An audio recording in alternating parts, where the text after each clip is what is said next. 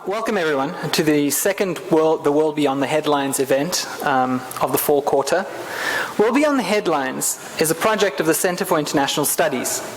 Tonight's program is co-sponsored by the International House Global Voices program, the Seminary Co-op Bookstore, and the African Studies Workshop. Tonight's talk is being video recorded, and a link to the recordings will be posted on the CIS website, where you can also watch past iterations of The World Beyond the Headlines.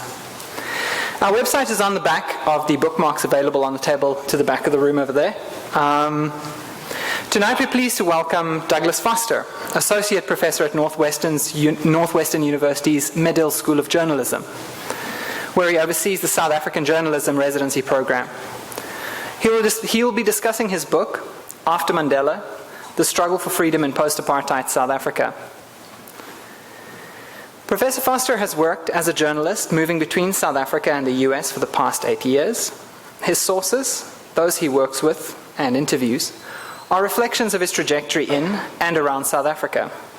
Presidents and demonstrators all feature in the text as his informants. The account provided in After Mandela of a country and its people moves greatly beyond miraculous overcoming of apartheid through the Immaculate Conception of the Rainbow Nation.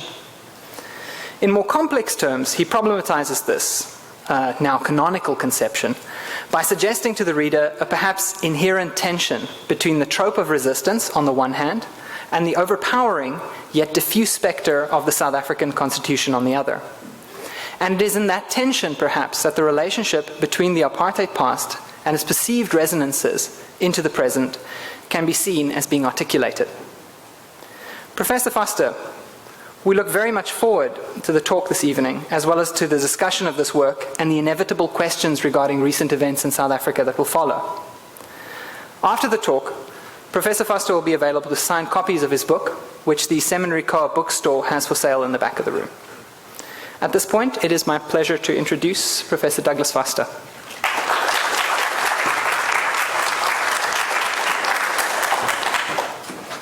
Thank you for that introduction. I'm really happy to be here and to have a chance to talk about this adventure I've been on for the last 8 years, not far from the place where the anti-apartheid, the movement against apartheid was invented.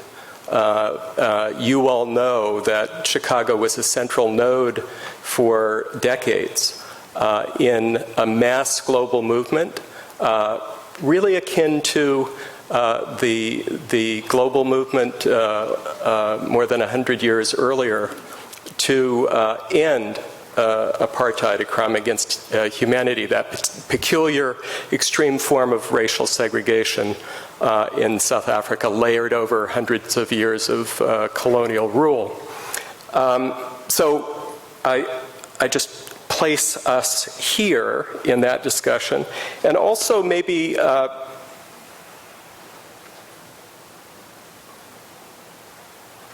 just give us some images of the place we're talking about as I'm talking about it. Also maybe to begin with an expression of humility when we look at the conditions and situation that describe one of the world's newest democracies from the point of view of living through the national election paroxysm in the US, one of the oldest modern democracies. I think it's important to start with that context. As he said, I started going to South Africa in 2004, 10 years after the election that brought Nelson Mandela into the presidency. And I went with a group of students who work in South African newsrooms to produce news for South African audiences. And frankly, I thought that I would get them settled in and move right on. I had the expectation, I'm a magazine writer by trade, that the South African story was over from the point of view of outsiders and mass circulation magazines. The narrative about South Africa, like the narrative of most of Africa in journalistic treatment, comes in one of two types. Either the miracle or the cataclysm. And by 2004, South Africa had been represented in both of those narratives quite handily. The kind of, if you punch into Google South Africa, comma, miracle, you'll get more than 5 million hits, all of which describe this supposedly magical transformation of somebody coming out of prison after 27 years and becoming a president in a largely peaceful transition. And certainly South Africa had also been covered in the aftermath of Mandela's presidency. He stepped down in '99 as the cataclysm in coverage of the HIV pandemic. And so my expectation was that most of what was important to write about South Africa had been written by magazine journalists. I expected to drop the students, get them settled in, and leave them behind as quickly as I could to go to the Congo or to Rwanda or Burundi or someplace else where a story of conflict, which is the way journalism stories and enterprises are often framed, more lively and immediate conflict would yield magazine stories. And what happened to me happens to a lot of people who go to South Africa, which is that I got seduced by the place. I was in newsrooms where the journalism enterprise was going along on one track, and the kind of dramatic change that happened between '94 and 2004 was visible to the eye, in the sense that media operations had largely been established and run with the interests of a small minority of the population in mind, 9% white population in mind, and all of these media operations were relatively quickly bringing in colored or mixed race and black journalists to try to cover the very social changes that they were part of in coming into the media. So that was the first thing that caught my attention. And then every time I got ready to leave, I was going to go to the Thai forest to do actually a piece on great apes. And just around the time that happened, the split within the ANC became clear. It became clear that Jacob Zuma was going to be charged with corruption, the deputy president, and that there was going to be a split within the party. That interested me a lot. I would just stumble across some piece of the story that I hadn't been prepared for. As much as I'd read and edited and published stories over the years as the editor of a national magazine, I kept stumbling across things that I didn't understand and hadn't been explained to me. So 2004, 2005, 2006, I went back with students thinking I was just going to write a series of magazine stories, and then as it came to the end of 2006 and I was getting to know Jacob Zuma and his family pretty well, it was pretty clear to me that 2007 was going to kind of be a pivotal year in the history of the party and the country. So I packed up my stuff, I had a research leave, and I moved to Johannesburg for the year. And the story I reported beginning in 2007 is sort of an upstairs-downstairs story. So part of it is told from the point of view of what was happening at the top from '94 on through. These are the three major political figures, obviously, in the modern history of the country.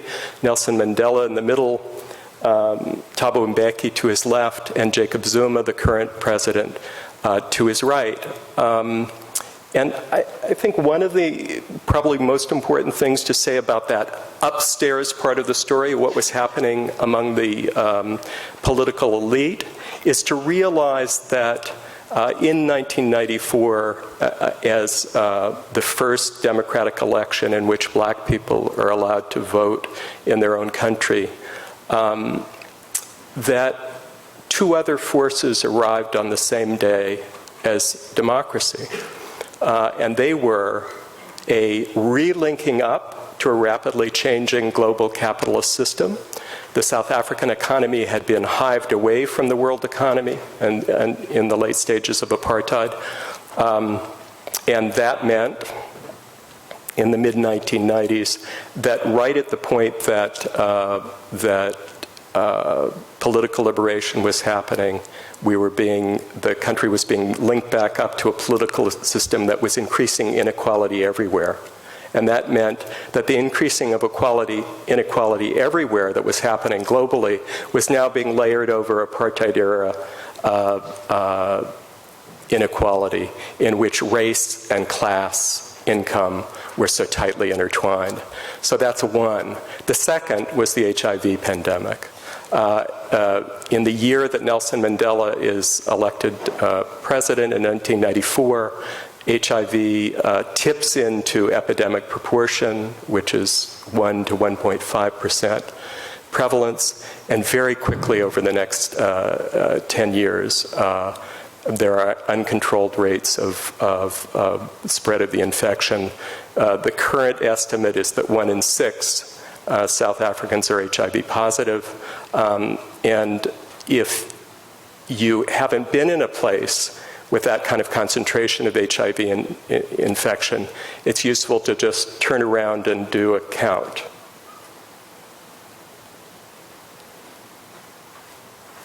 And begin to think about what it means on a national level for a sexually transmissible disease to have that kind of force in the culture and the politics of a place. I lived in California and San Francisco in the first 2 waves of the pandemic. And I belonged to a church with 500 members, and in 2 years we did 500 funerals. So I think the people who lived through the pandemic in other places who were in primarily gay neighborhoods in New York or San Francisco have a little bit of a sense of what it's like when that kind of scale is then spread to an entire country.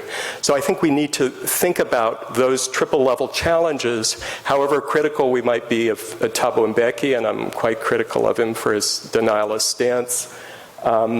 I think it's important to have a sense that this combination of the arrival of 3 things, 3 world historical forces on the same day, had a powerful effect on the ability of ANC leaders to deliver what Mandela promised in that election of 1994, which was peace period, jobs period, justice.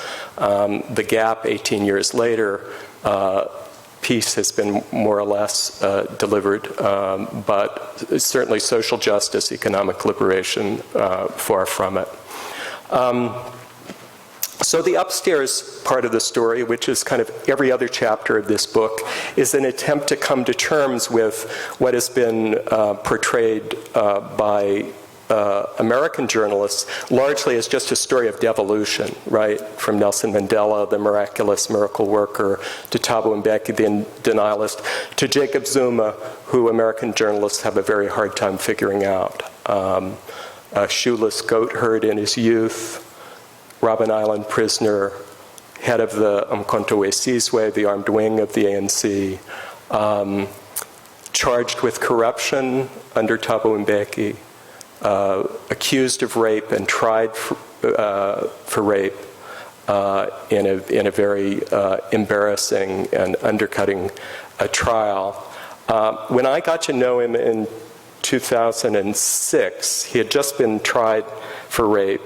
One of the things that I ask myself all the time is why he ended up doing 8 interviews with me and let me hang out for so much time, since he hated journalists and distrusted Americans for good reasons in both cases. And I don't really know the answer to it. I suspect that it's partly because I came to him at the nadir of his career and his life, when it wasn't at all clear that he would hold on to any power or have any role in the country. I suspect it's also because I was genuinely interested in his story.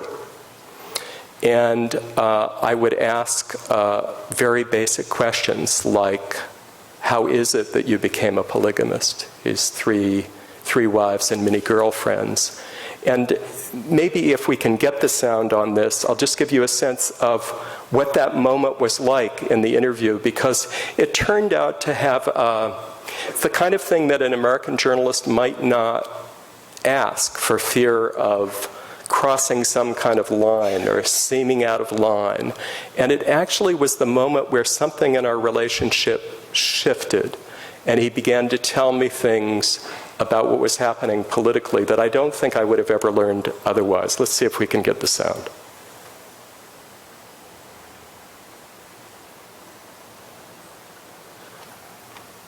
You know, my own personal life is a long story in itself. That's why I always... So we need another series of interviews. That's why I always try not to talk about it, half-heartedly, because it has a lot of emotional things as well. And that's why I always say the one who would know my story genuinely should know it completely. Because it has a lot of nitty-gritty details, my own principles as a person. The kind of things I did, why I did X, Y, Z. It needs its own time. One time I was being interviewed by journalists in my own home at Nkandla. And Makumalo was walking around giving us tea, etc. And I said to this journalist, you know, whenever you ask me about my personal life, I've always said I will say this in my book. So I said, do you see this woman who's walking up? This is my wife. It's my first wife. She has a long story. We were involved in the very, very late 60s. When I went to Robben Island, she was a girlfriend. She's one of the girlfriends that remained with me, dedicated. So part of what he's doing there is telling me all the things he's not going to tell me because it needs to be told in his own book, and I just continue to sit there. So what he tells me for the first time is that he became a polygamist not largely because it was part of his culture or the tradition of KwaZulu-Natal, where he was from, but because of the conditions of his life, because he had fallen in love with a woman and married her. And then because he goes into the guerrilla force, is away from her. She's pregnant at the time, is beaten by the security agents who come to try to find him, loses the baby, and then they're apart for 17 years. And I think it was kind of moments like that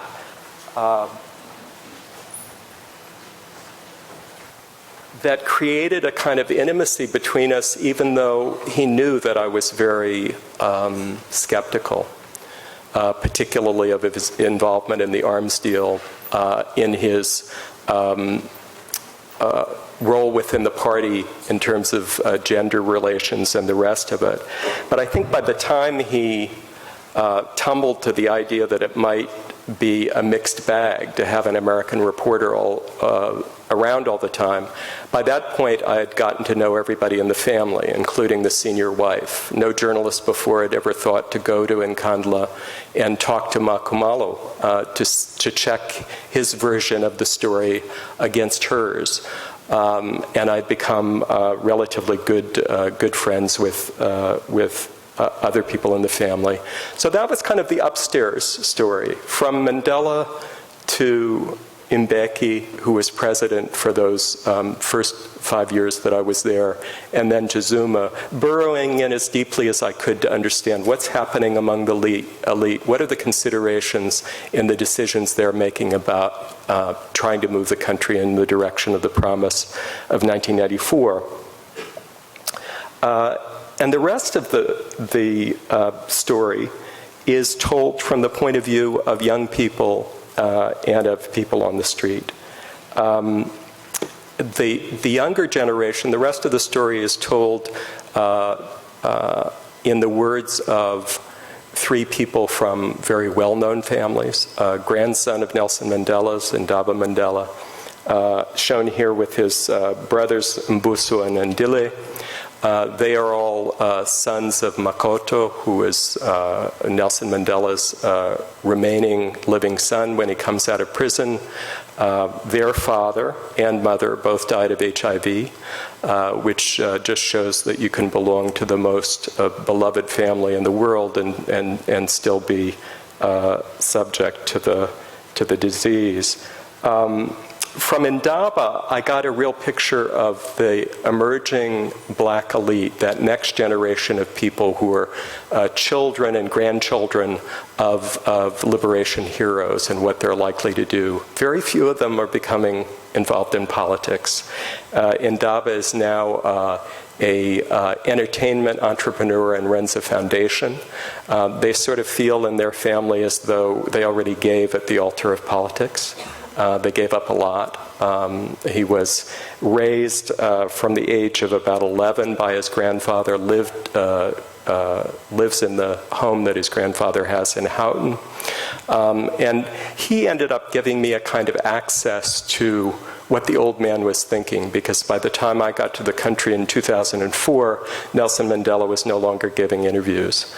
The first time I met him was on an outlook at Mvezo, the village where Nelson Mandela lived when he was born. And we spent a lot of time in Johannesburg as well. And on this particular day of the group interview, I asked him to tell me something about what he thought the legacy of his grandfather was.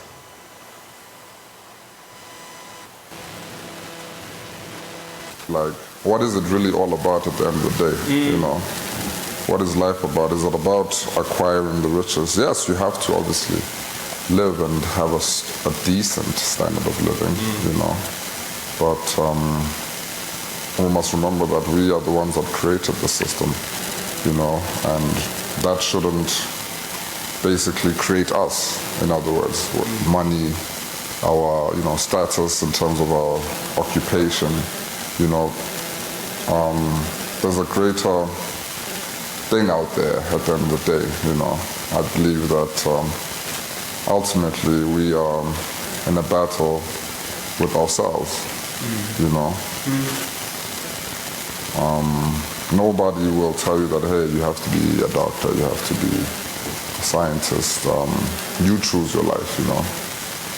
And obviously having that sort of experience, being a grandson, you know, I've been able to learn a lot of things from him, you know, such as being humble, you know, at all times, you know, just that compassion that he has for people from all different backgrounds, you know, it's something that really sticks out and which, you know, will always be part of me, you know what I mean? Because that's what I really identify with. The very first time I met Madiba, I found it really freakish because his voice is so much like his granddad's, and he looks so much like his grandfather at the same age. The second of the young people with well-known names is Tutu Zuma, the daughter of the current president, and Nkosazana Dlamini Zuma, the new head of the African Union. She was 17 when I met her, and she will be a political power on the continent. She's studying in Paris now, quite brilliant, and a representative of that strong, cosmopolitan, modernizing Johannesburg feminist leadership that's coming up within the party. So you'll remember that in the interview with Jacob Zuma, he's explaining to me how he became a polygamist, right? This explanation of what the steps were to taking a second and then a third wife.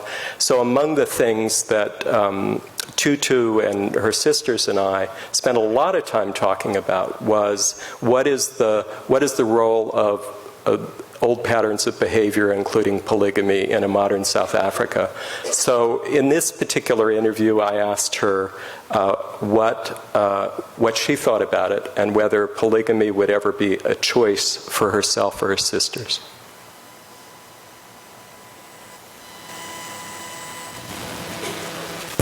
I assume that nothing has changed for you in terms of seeing that as a viable alternative for yourself or your sisters. Oh, not in a million years. So I mean, we're talking about it in terms of what your dad has chosen. Yes. Not as something you hold up as a... No, it's something I am quite against, well, for myself. Yeah, I would never in a million years enter into any kind of polygamous situation. And so do you see that too as kind of a generational thing? As kind of a generational difference between you and him? Sorry about that. Or do you think that polygamy and the way he's conducted his private life is likely to go on some level in South Africa for generations? Do you see it as an ongoing thing or as a sort of tradition that will begin to die off? You know, I don't know. The thing is, it's true. I have a lot of friends, obviously, my age, and majority, and I mean majority of my male friends, are very bad at relationships and are not faithful when they're in relationships. So it's difficult. I mean, they're not necessarily advocates of polygamy, but their behavior is not that different to a kind of the polygamous culture of So they of might doing look things. down their nose at somebody who's formerly polygamous, but they're doing the same thing. Is that what you're saying? Yes, that is what I'm saying. Wow. So I don't know. So I think it's different. I think definitely there'll be a decrease in people who are polygamous in our generation because there's such a limited, because there's no place for it in modern day South Africa, and how, the gender roles and how, society is now defining and has defined itself. There's really no place for it. But that doesn't mean I think people are going to have happy homes. Yeah. At the time when I met Tutu and her sisters, originally they were feeling quite anti-political. They had just been through a situation where their father had been charged with corruption, investigated several times. He had been tried in what the family thought and his supporters thought was thinly veiled attacks by President Thabo Mbeki. Since then, they have participated in the elections of 2009 and been brought back into the fold of the ANC. They were quite alienated from the African National Congress at the time. She went to high school with the next person from a famous family, Thomas Marie, who is the son of Helen Zille, the leader of the Democratic Alliance, the chief opposition leader in the country. And Thomas was useful in that he gave me a good bird's eye view into the communities of progressive whites determined to stay in South Africa. He, among other things, he told me the very first time I met him that he thought young whites had been the most liberated group through the transition that happened in the 1990s. He felt that they hadn't given up any of their advantages, 80% of the land and wealth still held by whites, but had been freed of the kind of guilt that young whites had to feel being in that position under apartheid, where there was an explicitly racist system in place. So the access to those communities was really important for me. And then the other half, the other three of the young voices who stitch my narrative together for me are from families whose names have never been in print before. Jonathan Persens is a homeless runaway in Cape Town, seen here in a reunion with his mom, who he hadn't seen for years. Jonathan represents, Jonathan's story helps us to understand why South Africa remains one of the most violent places in the world, with very high rates of rape and murder. He makes a quite logical progression, in my view, in the book, from runaway to beggar to thief to armed thief to worse. That angelic voice goes with a backstory that's terrifying, and a current reality that is also quite terrifying. Gwendolyn Dubé, if you have kids, you're never supposed to have a favorite. She's mine among the subjects. This is a heroic woman who was raped into AIDS at the age of 12 and is one of those amazing community and youth organizers in her community in Orange Farm, south of Johannesburg.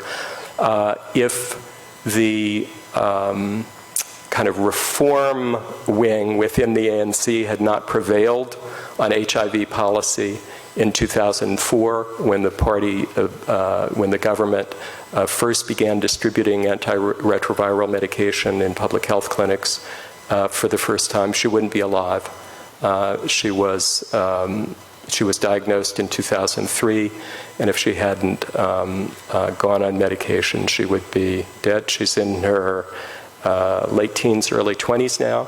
The very first time I met her was in a support group for teenagers with HIV who are dealing with reaching sexual maturity and having to talk about what you do when you're dating and when you disclose and how you disclose. And at the end of the session that I sat in on, I asked everybody to tell me, what are your ambitions? What's your ambition? And Gwendolyn told me, I'd like to be a doctor, and I would like to be a pilot. And I said, okay, I understand the doctor part. We were sitting in a clinic, Harriet Shesi Clinic at Chris Hani Baragwanath Hospital. And, but tell me about the pilot. And she said, I want to be a doctor to treat my friends, and I want to be a pilot so I can fly away from it every once in a while. She's a survival and a real heroine. And then Vuneni Mabasa comes from a small dorp called Bungeni in Limpopo province, one of the poorest provinces in the country. He became my kind of stand-in for what is it like to try to put together Jacob Zuma's world, which you saw some images of in rural KwaZulu-Natal, with a modernizing country that has been founded on the principles of a constitution. Marbled into it is the promise of a non-racial, non-sexist, non-homophobic, and more egalitarian society. How does somebody from a rural area incorporate those ideas? And Vuneni became my informant, in a way, for trying to penetrate into an understanding of that. The very first time I met him was at a rally where Jacob Zuma spoke right after the rape trial. My practice as a journalist, if I go to a political event, is usually to get as far away from the stage where the endless speeches are happening as possible. So I headed out into the field, and as I crossed the field, I could hear people behind me saying, "Malungu, is it a white guy, really, out here?" And other people saying, "Ina, yeah, I think it's a white guy." And so these 5 kids, 10, 11, 12, surrounded me, and they said, "Dude, what are you doing here?"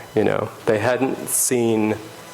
It wasn't that they hadn't seen a white person in town, but they'd never seen one in Bungeni before. And I think that it's that kind of moment where you're struck by that kind of first sighting phenomenon, in a way. But here was the kicker. They said, I said, I'm a journalist, I come from the US, and they didn't believe it. So they decided to test me. And the test was, do you know Eminem? And luckily I was on my game that day, so I said, yeah, of course I know Eminem. In fact, he's my neighbor. And on the other side lives 50 Cent. At which point they fell down because, they got it immediately. They had decided to make it easy for me by naming a white rapper. And I'd matched their game, right?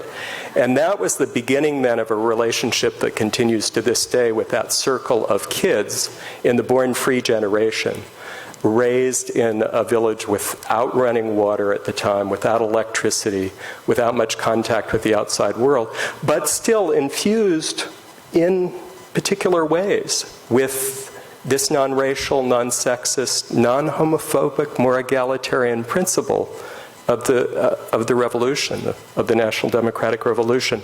I just want to give you a little bit of a taste of Vuneni's life and then open it up for conversation, just to kind of communicate some of the complication, the nice, messy complication, particularly of thinking about South Africa as a place that is evolving from Jacob Zuma's traditional patriarchal, sexist attitudes to a modern urban experience that embraces those principles. Vuneni is kind of a counterindication of that, because in the very first conversations I had with him, I was asking the boys why they loved Comrade JZ, Jacob Zuma, so much, and why they distrusted Thabo Mbeki. And they said, at the time, there were two reasons. They said, Jacob Zuma has no apartheid, they said. So they're turning this historical period into like a personal characteristic. But Thabo Mbeki has some, which I took to mean at the time that Jacob Zuma didn't take any shit from white people, and Thabo Mbeki sometimes did. But the second reason they named was that Thabo Mbeki, for other faults that he had been quite persistent in pushing for the advancement of women in the movement and in the government. The cabinet, the gender makeup of the National Assembly and corporations puts us to shame, 50% representation. And the boys said, that's why we're against Mbeki too. He wants to be succeeded by a woman, you know, and they proceeded to list all of the things that were wrong with women being in power. So return a year later, arrived to take Vuneni to a birthday lunch. He's turning 14. And the first thing he says to me is, we said a lot of sexist crap that last time you were here. And I was telling my mom the whole story about how this guy who said he was an American and knew Eminem had come, and what we had said. And she made it right. She made me understand how wrong I was. In his early teens, Vuneni had a rather sophisticated view of the trouble that happened between women and men. As the women became more powerful in workplaces and government ministries, he thought that the men were increasingly afraid they would, quote, want to put the revenge to men, unquote. To him, this was retrograde thinking. He had pledged in conversations with his mom not to behave like a sexist bigot. Vuneni volunteered unprompted that he thought polygamy was wrong, not only as a matter of morality, but also for practical reasons. That would not be good for me, he explained, mentioning his right under the law to take multiple wives. So you have one wife, and you have kids with her. Then you have another wife and some kids. There will not be enough money to take care of all of them. We passed by the Star Bar Lounge, its black-on-white sign sponsored by Castle Beer. It was the biggest shebeen in the village, and his mother had told me that she feared its possible influence on her son. She had spoken of the bar as if it were a sentient, malevolent, grasping monster. Several older boys clustered in the doorway, calling out to Vuneni, but he offered only a non-committal wave. When the sun goes down, they'll say, come with us, you can arm yourself. It was my turn to look puzzled. What are they really asking, I said. Oh, he replied, looking down. They'll say, let's go fuck some girls, and we're too young to do that. Maybe they want to get me put under the alcohol. I took a long look at him. He had just turned 14.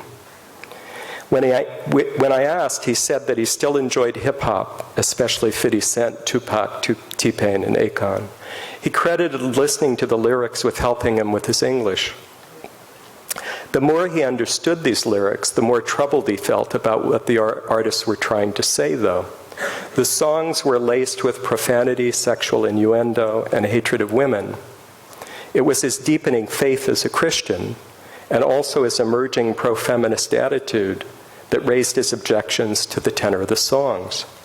One night he had watched a movie set in America, and it showed children cursing, disrespecting their teachers, and jumping in and out of bed. "I want to say something to the American kids," he announced. "I see them in the movies, and it shows when they go to school they don't pay attention. They're always bullying the teachers. I would like them to change." When we got back to the house, Vuneni's 3-year-old sister came running towards us. She banged 2 small rocks together, examined my tape recorder, and asked if she could have it. Vuneni instructed her to stay quiet because there was a question he wanted to ask me. What had I seen at Polokwane, where Thabo Mbeki and Jacob Zuma had come to blows? And what did I think it meant for a boy from Bungeni? I described how nasty the clashes had been and how President Mbeki and his supporters had been rousted. He shrugged his shoulders. "Well, at least something happened," he remarked. Vuneni pointed in the direction of a one-room shack that a friend of his was living in. The friend was forced in there alongside 16 other people. "Jacob Zuma will give them a 4-room house," he said, sounding quite confident. "Houses will be bigger." I asked what sort of organizing it would take to improve things in his village. He replied that the needs were all pretty basic: running water, shelter, lights. The ANC had promised these in 3 national elections so far. At the end of our conversation, he looked puzzled when I mentioned that Zuma had ended the rally where we had first met by singing Awaletu Mshimiwami. Vuneni didn't know any Zulu. The song means "bring me my machine" or "bring me my machine gun." Vuneni didn't know any Zulu words, as it turned out, so he had no idea what the song meant. When I told him that the lyrics glorified the power of armed struggle, and machine guns in particular, he looked quite startled. "Zulus? I never heard about the life they live," he said slowly. Vuneni had always assumed that Zulu speakers were more like Shangan-speaking people than those who spoke isiXhosa. Zulus and Shangan boys both wear skins, he said. Xhosas don't wear skins, they wear clothes. Zulu speakers like Zuma, in other words, were Amakaba, people in touch with the earth. Thabo Mbeki, by contrast, had been a stuck-up, Xhosa-speaking Amatkoboka. Vuneni restrained himself from going on because in the new South Africa, everybody was equal, right? No tribalism, no divisions. He knew that ethnic division shouldn't matter. That was the official line. This romantic attachment to armed revolution that I had mentioned was quite foreign to him too. He wasn't alive when the liberation struggle was fought. By this time, the sun was going down, so I gathered up my things. As I was leaving, I remembered to ask him the question I had been posing to every young person I met. Do you feel free? He smirked, smoothed his sweatpants, tapped his feet in the dirt, and leaned back against the rock. Yes, of course, he said brightly. Discrimination is all gone. A black child and a white child, we all have the same advantages. We have the same education. We will go to the same university. They are friendly, and we are friendly. It will get better and better. We'll all end up being free. His mother came out on the stoop then, and I snapped pictures of the 3 of them. Vuneni's sister wore a handmade green skirt and a brown blouse with blooming red flowers. Their mother was caught in the reddish glow of the dying sun. The boy stood with impeccable posture. He was the man of the family now. As I bounced along the lane, leaving the village again, I thought of the difficult circumstances Vuneni faced in the years ahead, and once again of all the sacrifices his mother had made for him already. The battle back in Polokwane had been fought supposedly on his behalf. It wasn't clear, though, what either side in the ANC had to offer the poor and the working poor in a village like Bungeni. In the face of Vuneni's implacable optimism, it made me ashamed to feel so much doubt that the people's government would make a difference for him. I was moved by the fact that he still believed, with such utter confidence, unself-consciously and without irony, in full political, social, and economic liberation, and that he felt quite sure that it still lay within the country's reach. I'll leave it there for now.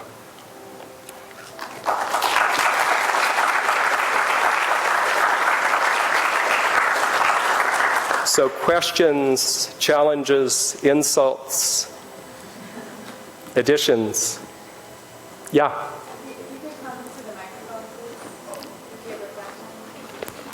Okay, my question is, okay, the whole thing is about freedom. What's going on with the freedom of speech in South Africa? Because I have a colleague there, a friend who teaches at university as a philosopher. He says that Jacob Zuma's policies with free speech, I think it's the Official Secrets Act or something like that. Protection of Information Bill. Protection of Information Bill seek to curtail freedom. So aren't we sort of aren't we regressing further from the point that they gained independence from? You know, at least there were certain basic protections that were promised, and now even those are being withdrawn. Well, I think it's a bill, not an act, which means it's still under consideration, and that's a result of a huge debate about whether it will become law.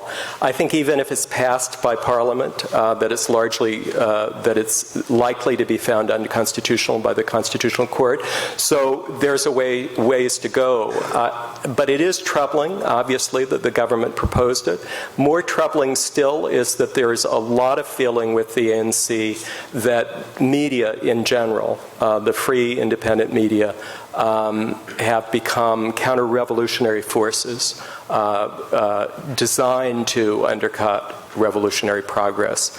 And I think both that the spreading of that idea within the party and the fact that the president, the head of state, has been so strongly behind this bill is deeply troubling. My very last interview with Jacob Zuma, I'm sure it's the last interview I'll ever have with him, was an argument over that bill. And we went from being, hello, my brother, let's come to the presidential residence and we'll stay up all night talking. I was left on a tarmac at the airport in Durban because I had argued. It was the first time I really challenged him on something instead of just asking questions.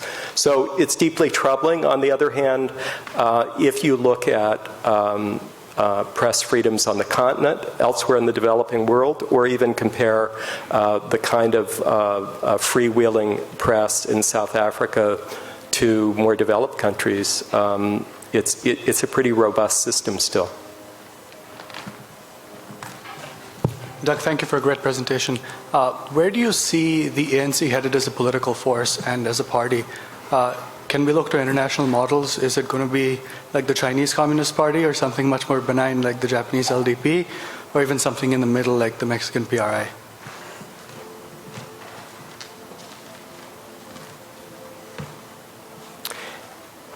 It's already not like the PRI or the Chinese Communist Party in the sense that Zuma, in the election of 2009, the national vote for the ANC was 64%. While the opposition parties are fragmented and the Democratic Alliance has never punched above about 21% of the national vote, the Democratic Alliance still runs the Western Cape province, 1 in 9 provinces, and there are real contests for power in local elections and in regional elections. I think the big question is, at the point when the ANC gets to a 52 or 53%, will the kind of democratic principles be deep enough that the party would be willing to give up national power? I think that's an open question on many people's minds, and that it would be a subject of contestation within the party. I know that the leader of the opposition, Helen Zille, hasn't much on her mind. She told me so, that she didn't really believe that even if she could build a larger force and threaten ANC dominance in national politics on a national level, she couldn't be sure that that transfer of power would happen. I think that's deeply troubling. In your presentation, you stated that 80% of the wealth in the country was still held by... Yeah, land and household income and wealth in general. I think that number still applies. Can you explain what are the systems in place 20 years after the election that allow that situation to exist? Sure. And why they haven't been changed? Sure. I mean, the simple answer, the crude answer is that in the negotiated settlement, the liberation movement, which includes African National Congress, the Federation of Trade Unions, and the South African Communist Party, which are part of the tripartite alliance that governs the country, basically made a deal, which was for trading the franchise for no fundamental restructuring of the economy and no fundamental redistribution of land and wealth. That was the deal that was cut in those negotiated settlements. And so while 2 million people were lifted, 2 million blacks were lifted into middle income status over 18 years, and while social safety nets, millions of houses built and all of that kind of thing, those essential, I mean those kind of radical and more basic redistribution called for in the Freedom Charter never took place.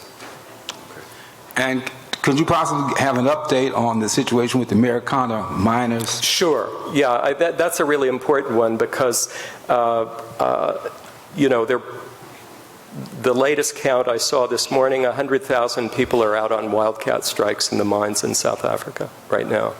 It's significant in many ways.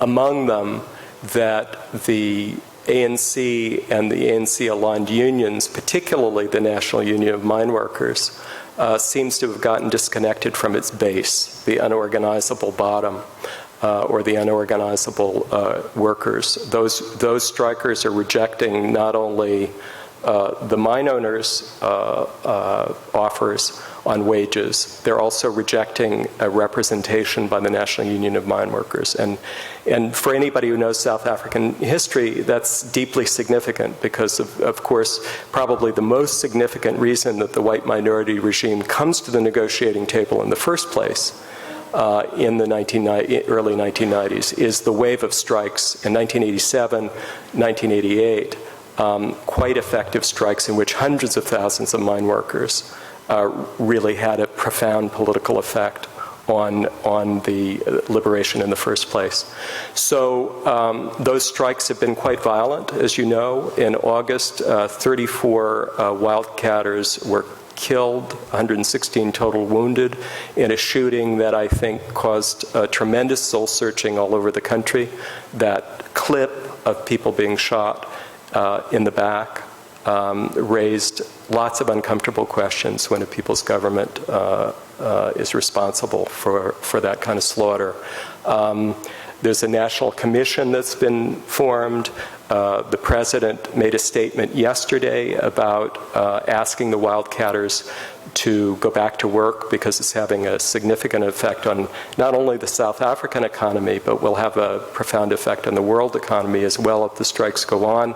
Platinum, where these strikes began, is the new gold. You probably all know that it's an essential component of everything from the catalytic converter in your car to jewelry.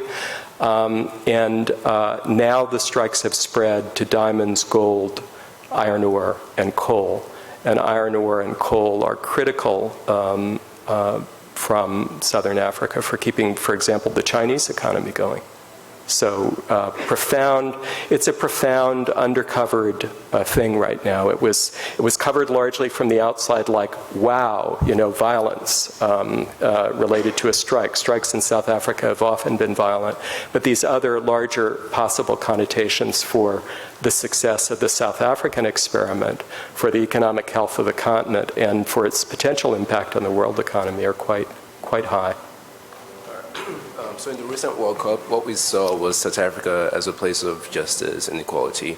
However, I'm not quite getting it. Okay, so in the recent World Cup, the World Cup we saw of South Africa as one of a beautiful, equal place. However, there hasn't been so much of inquiry from South Africa outwards, asking for help, as in during times of apartheid, for change. And I see that from Vunena's optimism.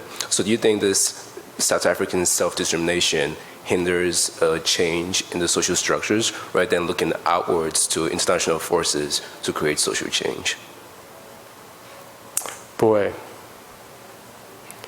I mean, the part of it I can answer is about the effect of the World Cup on South Africa, and a little bit about what that experience told us about the internal struggle in South Africa in relation to African migrants inside the country, which I think is really important in the current context.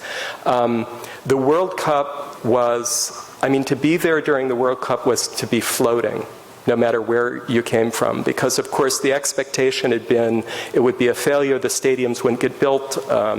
There were stories all over the European press about the fact that you should take special vests to protect you in case you were stabbed. I mean, there was a kind of fear about the World Cup, and by almost every measure, except the economic effects that were promised, the knock-on effects that were promised. It was an amazing experience, I think, for the country in terms of that sense of being able to accomplish things and brought the country out of a kind of depression in 2008 and 2009 as a result of the political situation. I think it was also really significant in restoring a sense of being part of a Pan-African culture, because the riots aimed at African migrants in 2008, there's a lot of talk about that being xenophobic riots, but they were really anti-African riots. The people who were killed were migrants from other parts of Africa, anti-Makweri-kweri. That word made up to sort of say those are nonsense languages. And I think to a certain extent, the World Cup, in the galvanizing of people in support of the Ghana team, for example, reminded South Africans of all kinds, including black South Africans, that they're part of a continent. There's a kind of subtext in South African life that has to do with cutting yourself off from the rest of the continent. Some of the early colonists had the dream of building a canal so that they could cut themselves off from the continent, be there in Cape Town, and not be connected to the rest of the continent. ANC leaders are not immune from that same kind of thinking, that somehow the South African experience is distinct, exceptional, etc., and that the fate of the country is not totally tied up in the fate of the continent. So during Zuma's ascension, you got this sense that the South African, the far left, had a collective amnesia about how deeply entwined Zuma was in all of the events that preceded it, and they sort of imagined they could move much further to the left.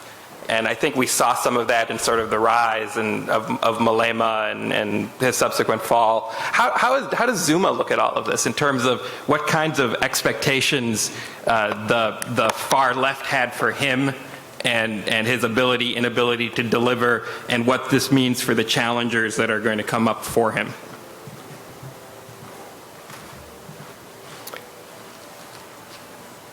I think that the far left, I mean, if you're talking about the Young Communist League, didn't have any illusions about Zuma. Saw him simply as a vehicle to knock Mbeki out, but didn't see him as some true tribune of leftist principles.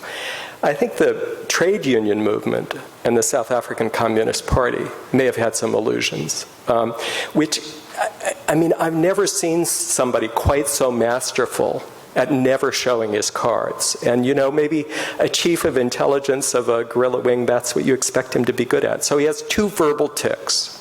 One is that he'll wait. He's quiet most of the time. He's not a talker. He doesn't move into a room the way Mandela would or Bill Clinton would.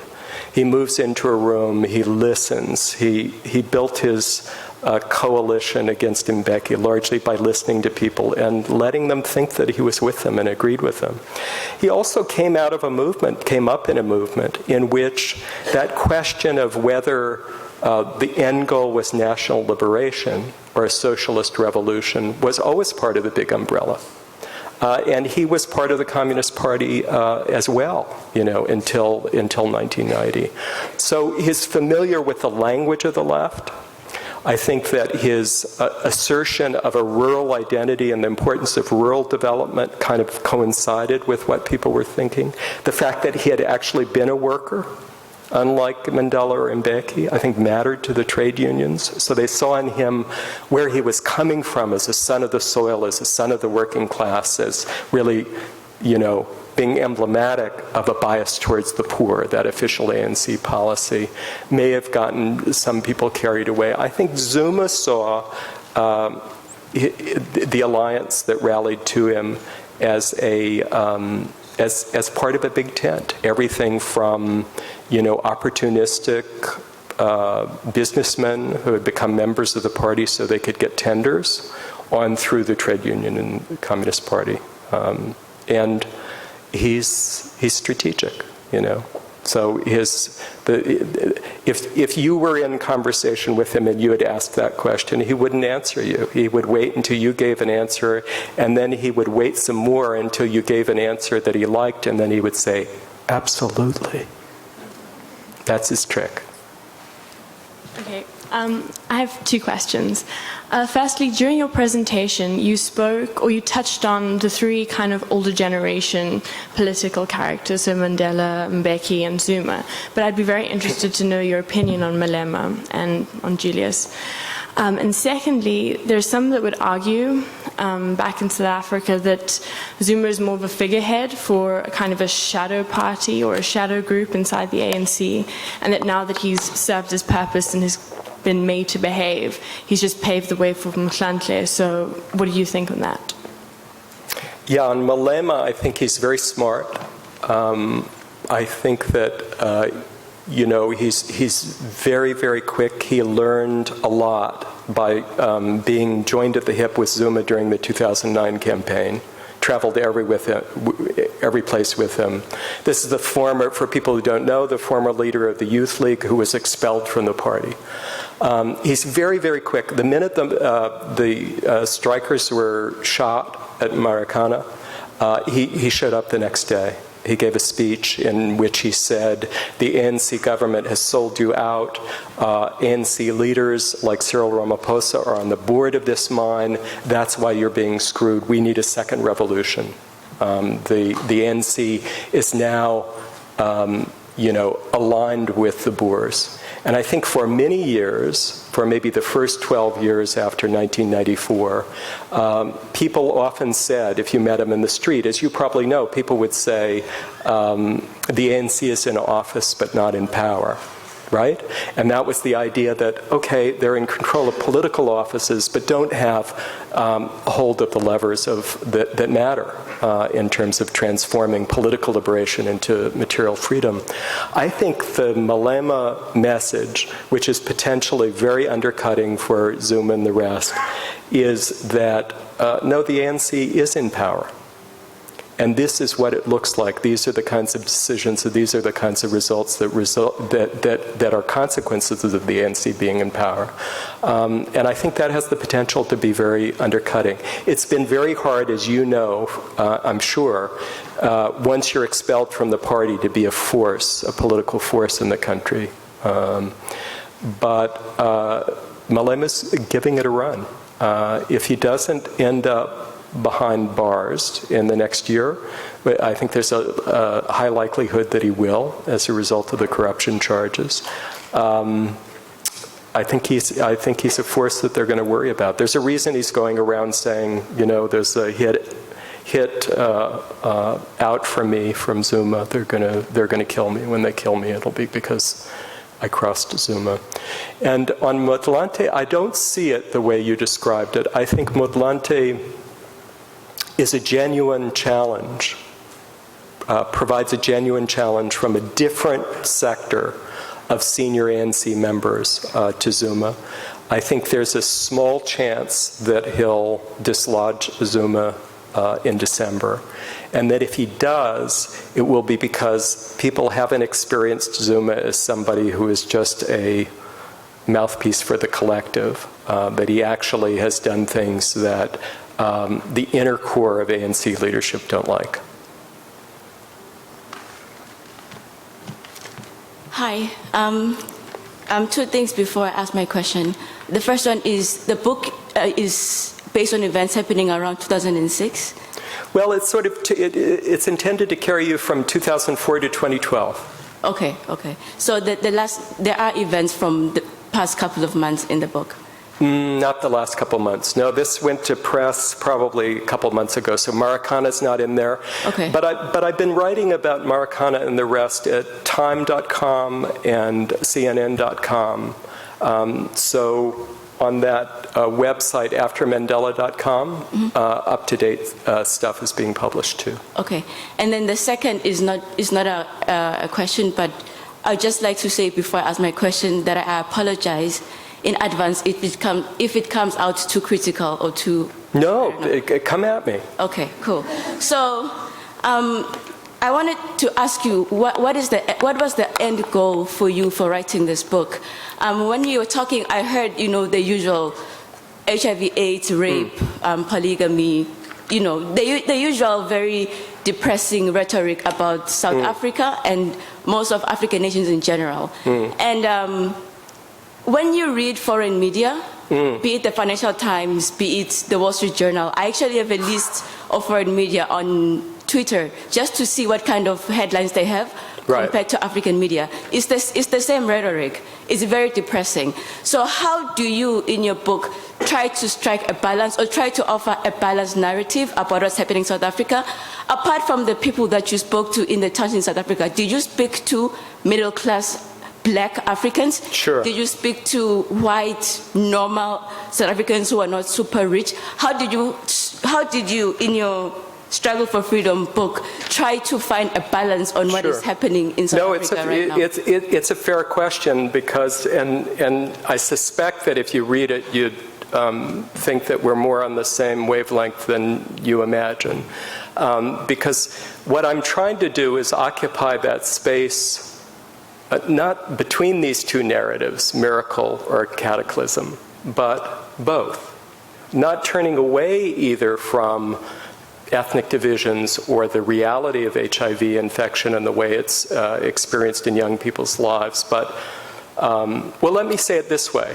The goal of the book is to really give a full-bodied picture of young South Africans whose voices have largely been muted in any of the coverage, certainly from the outside, but I would also say in terms of South African media. The idea that 40% of the population is 18 and younger, you wouldn't think that from the lack of young voices in that media. So I would say goal number one was to try to tell those stories.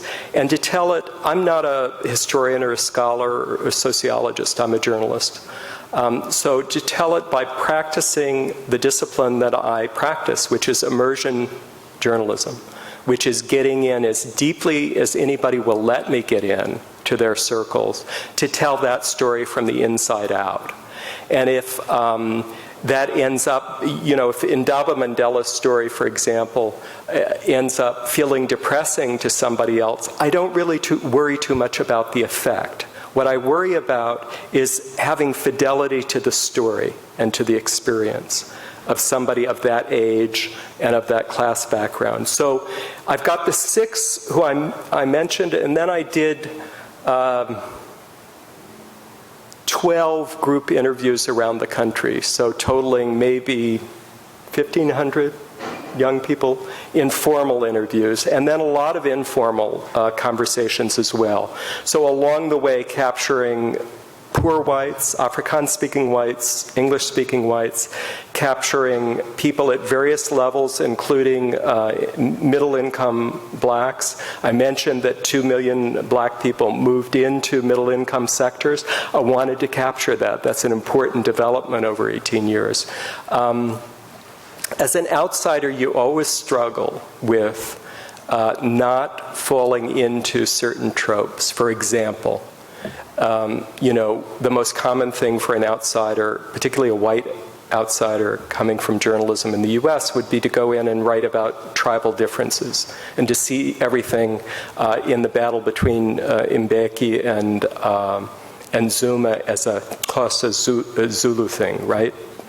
On the other hand, you don't want to, in overcompensating, close your ears to what people are saying, I mean, within a couple days of arriving in Cape Town, my speaking friends were saying things like, "Oh, we heard you want to speak Zulu. The only thing you need to know in Zulu is, here's my wallet," right? And my Zulu-speaking friends were saying, "Oh, Mbeki, he's canny and, way too clever." That's the way the Xhosas are. So you don't want to play to the trope. You don't want to pretend it's not there. You don't want to, as a journalist anyway, you want to try to find the balance between cutting new terrain, but having fidelity to the stories of the people. And the biggest editorial decision you ever make as a journalist, obviously, is who's going to get the most voice, whose voices are going to be amplified. And what I've tried to do in the book is to make sure that voices from the bottom, voices from the middle, voices from among the emerging black elite get amplified in ways that I haven't seen them amplified other places. So that may sound like a defensive reaction, but I think we're probably not far off. But I'll be interested if you read it. Certainly if you read it and you come away thinking it's the same thing that you've read elsewhere from outsiders, then I failed.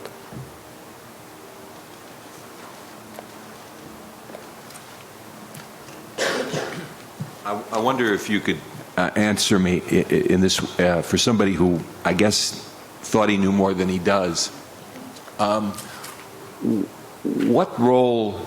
That's quite an introduction. I could say the same thing about myself. Right. I think I get humility every day.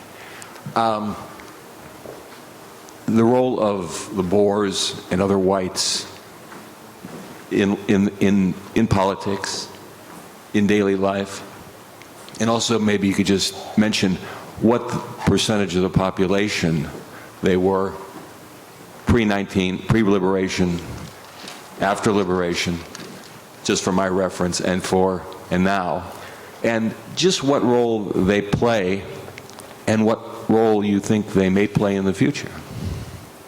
Yeah, it's a really good question, and I probably don't know enough to give you a good answer because I sort of consciously spent most of my time with the majority of the population, sort of working against that usual practice in covering a place like South Africa, because kind of outside journalists kind of think of it as a place that was an extension of the civil rights movement. So you go and you report across the lines of black and white people end up getting half your attention. I probably spent too little, but I think I've got the proportions right on at least what the numbers were. 11% of the population, I believe, in 1990 was white, and now I believe 9% of the population is white. So there's been some out-migration.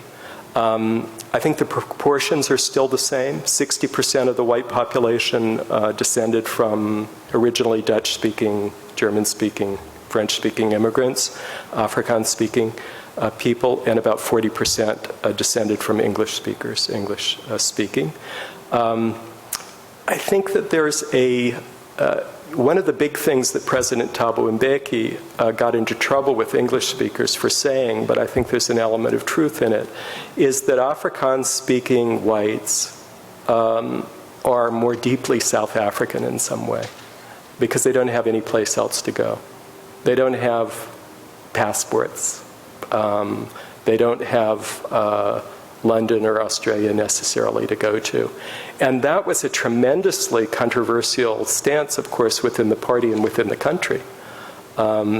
But I think there continues to be, there's a whole thought paper out from the ANC just now basically making that point. I don't know that it has any practical political implications. Whites are not integrally involved in politics. Low rates of voting, low levels of participation in politics, with the exception of the Western Cape. The Thomas Marie, whose picture you show, could you explain to me who he is and what his role is? He's the son of the leader of the opposition, Helen Zille, who's now premier of the Western Cape. So as a 17-year-old, he helped give me access to a kind of whole circle of young white people coming to terms with what it meant to be white, progressive, and in South Africa. Thank you. Sure. We have time for one more? Yeah. Thank you for your talks. And again, I asked this question from the position that I have not read the book now. I found it very interesting how you go through your various candidates, and you show the very rocky road towards this, and the pitfalls which young lads like Hunene experience on the way towards this constitutional state. But I think it ties in with the question which our colleague asked a little while ago about this being a major trope. And now, I live in South Africa, and I work at a school which kind of buys into the idea of the nation, of reconciliation. Okay. And what I'm noticing among students... Where is it? Where's the school? In Free State. Okay.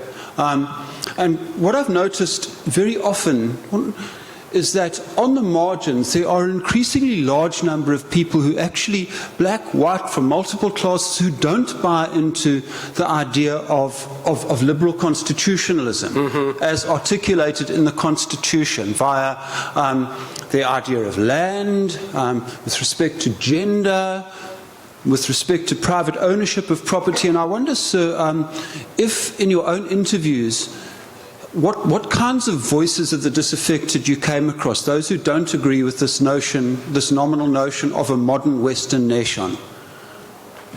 Yeah, I don't think that on either side of that argument over the Constitution and what its relevance is in the current moment, actually, at least I didn't hear it constructed as a Western versus an anti-Western argument. I heard it including in one of the things I was thinking about reading tonight and didn't have time for was a group interview with students who come from Soweto and go to school in Melville, right down the street from where I was living in 2007.